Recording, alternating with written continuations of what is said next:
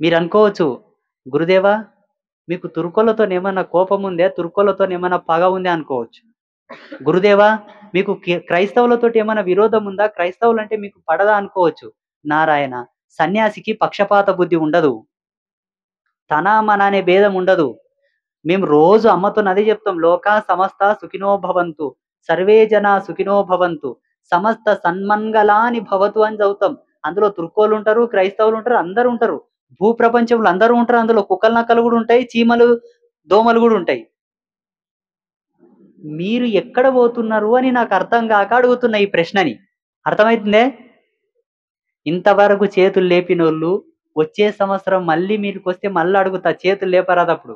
చేతులు లేపనట్లా ఉండండి. మళ్ళా అడుగుతా. కొమరెల్లి మల్లన్నకి ఎవరన్నా పోయొచ్చిండ్రా? చేతులు లేపలే. యాదగిరి నరసింహస్వామికి ఎవరన్నా పోయొచ్చిండ్రా? చేతులు లేపలే. బెజవాడ కనకదుర్గమ్మకి ఎవరన్నా పోయొచ్చిండ్రా? చేతులు లేపాలే. తిరుపతికి ఎవరన్నా పోయొచ్చిండ్రా? చేతులు లేపాలి. ఇప్పుడు గాదు. వచ్చే సంవత్సరం అడుగుతా.